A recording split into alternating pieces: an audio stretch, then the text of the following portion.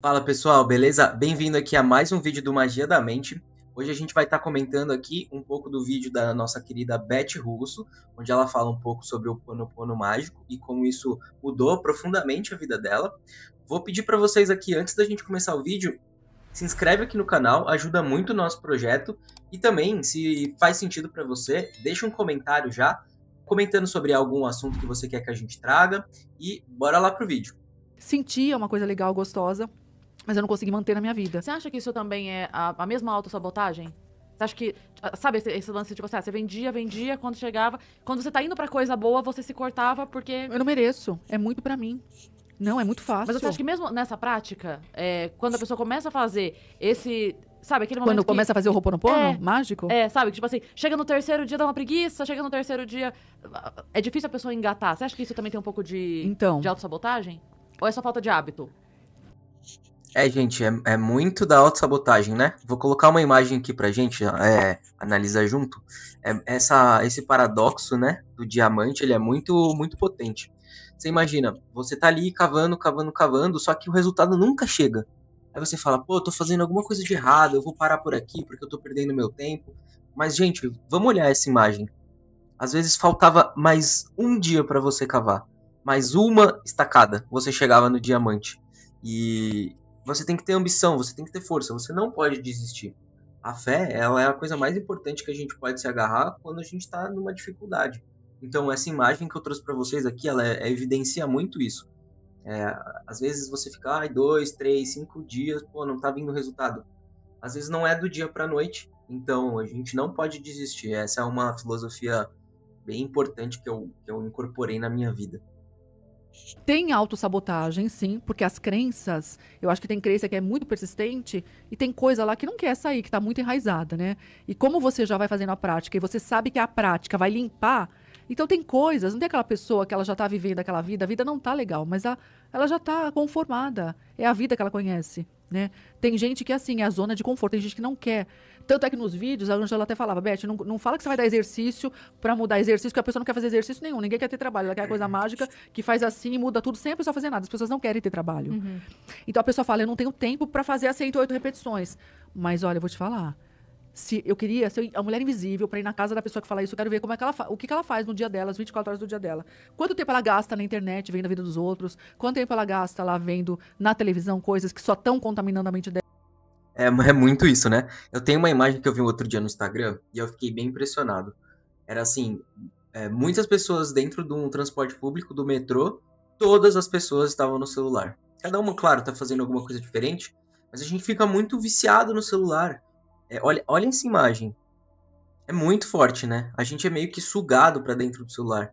Então, assim, 5 minutos, 10 minutos que você perde, entre aspas, é, fazendo as técnicas, fazendo as 108 repetições, era um momento que você já tá vendo a vida dos outros, vendo algum meme, coisa que, assim, não te agregaria em nada. Então, vamos ter mais essa autoconsciência de eu tenho tempo para fazer as técnicas, eu tenho tempo para esperar as técnicas fazerem efeito também, né?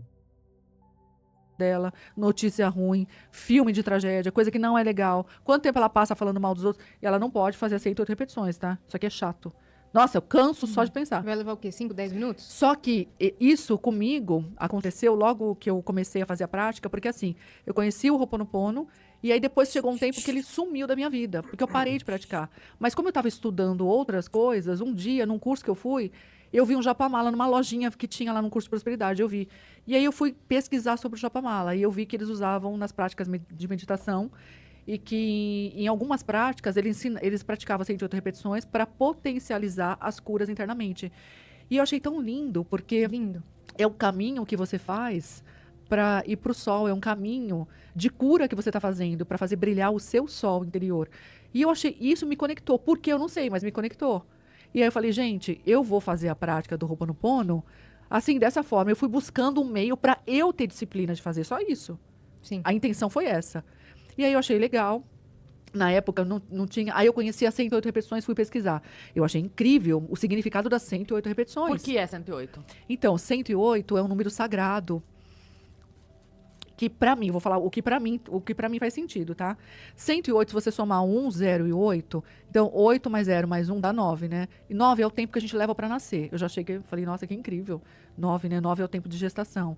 E aí, aí se você pega, e também tem uma questão com... Aí eu olhando o número 1, o 0 e o 8, eu vi no número 1 um indivíduo, que é como se fosse eu, o ser humano, o indivíduo, que é onde tudo começa. Aí no 0, eu vi no 0 o símbolo do infinito.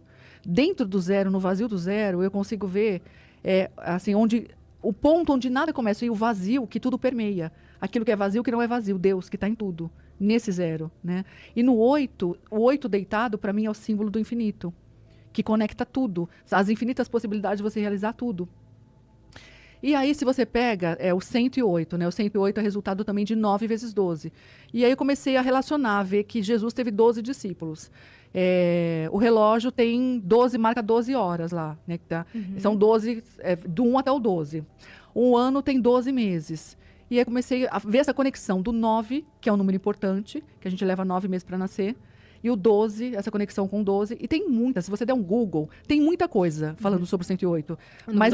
Mas o que fez sentido para mim. Eu dei um Google aqui para vocês.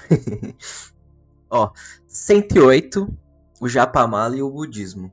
Bom, no budismo tem o Japamala, que é o que a Beth trouxe, né? Então ele tem as 108 bolinhas, são as 108 repetições. Então é um jeito, como se fosse o terço, né? É mais fácil pra gente contar. Mas o 108 tem vários significados, ó. 108 meditações do budismo, 108 tentações, 108 caminhos para alcançar Deus, 108 nomes de divindades do hinduísmo, saudações ao sol, na yoga, tem várias, ó. 108 astronomia. Esse eu achei interessante, gente, dá uma olhada. O número 108 também aparece com frequência na lei dos astros. A distância aproximada entre a Terra e o Sol, 108 vezes o diâmetro do Sol. Olha que interessante. Ao mesmo tempo, a distância entre a Terra e a Lua é 108 vezes o diâmetro da Lua.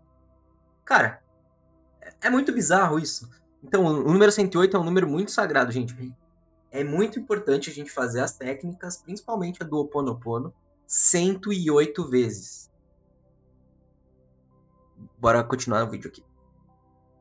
E também, assim, dentro dos países do Oriente, eles falam sobre a contagem também para o Sol, tem muitas coisas. Mas, assim, para mim, de verdade, isso não me chamou atenção. O que me chamou atenção foi o 9, que é o tempo que a gente leva para nascer. Tanto é que dentro de algumas... E como eu cresci dentro da católica, eu vi muitas práticas de novena, de você fazer orações por 9 dias. Sim. E dava muito resultado, aconteciam muitos milagres. Sim. Então, 9 é algo poderoso. Sim. É o encerramento de um ciclo também, né? Encerramento de um ciclo para início de um novo ciclo. Mas assim, olhando o número 1, o 0 e o 8, para mim o 1 é o princípio de tudo, é o primeiro passo que você dá. E ao mesmo tempo é a pessoa. O 1, para mim, eu vejo um ser humano aqui. A gente vem dessa experiência humana. Então é o ser humano em união com Deus, que é o 0, que está em tudo, né? Que permeia tudo. E o 8, que faz você se conectar com as infinitas possibilidades de criar, de viver qualquer coisa. Para mim, veio para mim forte isso. Sim. Do princípio de tudo, o primeiro passo, que você sempre tem que dar o primeiro passo. É o 1, é o princípio de tudo. Eu dou o primeiro passo, tudo começa em mim. Eu em conexão com o 0, que é Deus. Né? Que é o vácuo quântico.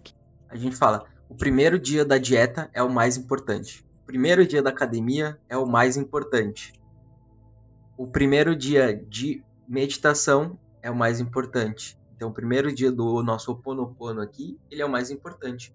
Então, o primeiro dia é o primeiro passo sempre, o primeiro passo. Quando você dá o primeiro passo, a sua mente ela abre, você começa a ver infinitas possibilidades de assim, vou seguir esse caminho, vou seguir esse caminho, vou seguir esse caminho, não vou seguir. Então, eu não gostei desse caminho, porque você também pode não gostar. Então, o primeiro passo, ele é sempre o mais importante. Que é essa coisa de... Tanto é que eu não gosto de colocar... Quando eu coloco data, eu não gosto de colocar 01. Né? A partir do momento que eu tive esse conhecimento, nunca mais eu coloquei 01, 09. Eu coloco o número 1 até em datas, né? 1 de dezembro, 1. Não coloco o 01, porque o 0 à esquerda é nada. Mas para mim o 0 representa... É uma simbologia, mas representa Deus. O vácuo, tudo, entende? Não existe um começo e não existe um fim. Não existe. O 0 é a esfera. Não tem um ponto que começa e termina. Porque a gente nem sabe como tudo começou, né? Mesmo, por mais que você tente pesquisar, tudo mais não tem. A gente não vai ter todas as respostas. Mas é importante a gente fazer aquilo que faz sentido pra gente. Então, pra mim, isso fez sentido. Uhum.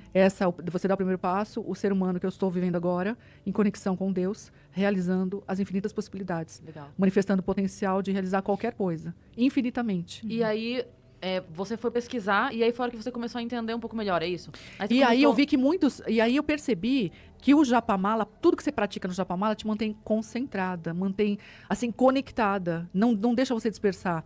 E eu comecei a fazer a experiência de praticar no Japamala de 108 contas, né? Já que muitos praticavam assim, faziam as repetições na meditação, assim, eu comecei a fazer o Ho'oponopono assim. E aí eu me sentia conectada, aí eu comecei a fazer. Eu percebia um sentimento que não era legal, e eu começava a fazer. Mas aí eu comecei a sentir que eu me conectava muito mais quando eu falava o meu nome. Aí eu comecei a falar, Beth, eu sinto muito. Por favor, me perdoa, sou grato, eu te amo. Depois de um tempo fazendo, aí eu li um livro que eu achei fantástico, que chama Segredos de um Modo Antigo de Rezar, que é escrito pelo Greg Braden, que escreveu Matriz Divina também.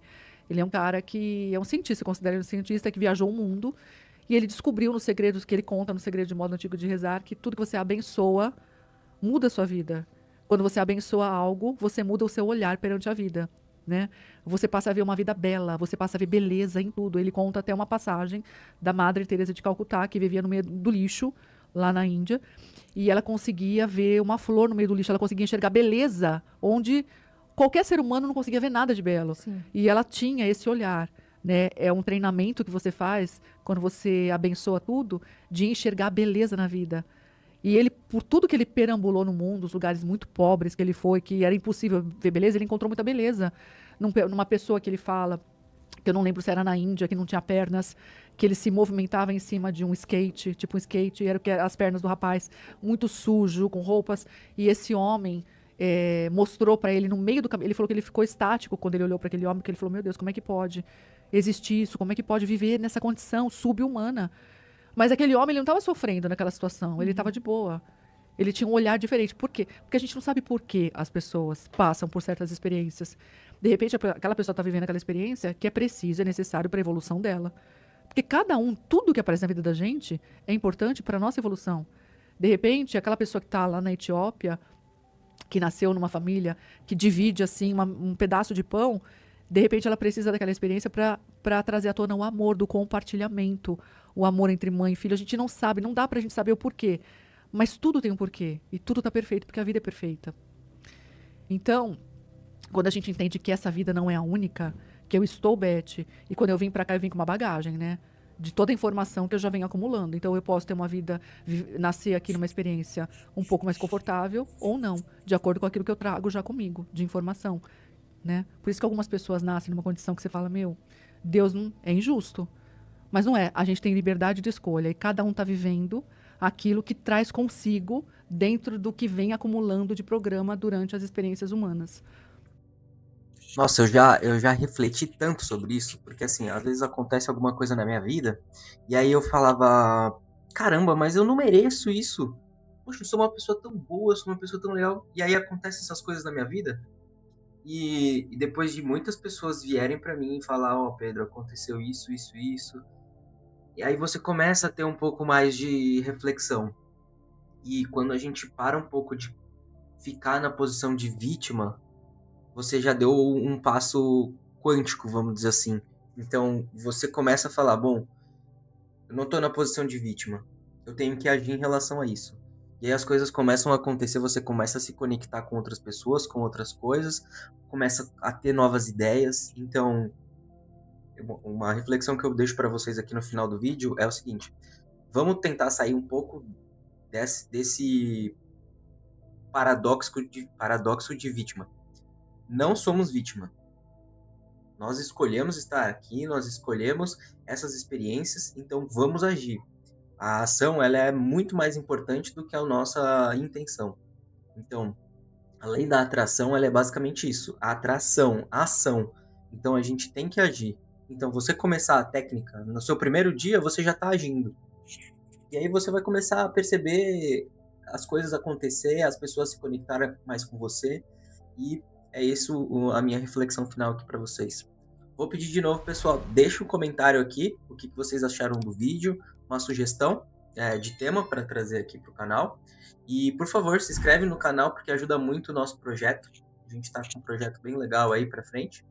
Deixar de dizer também que os créditos desse vídeo aqui pro Vênus Podcast estão nos comentários. Se vocês quiserem assistir ao vídeo completo, eu recomendo porque tá muito legal esse podcast. Fechou, gente? Muito obrigado e até a próxima.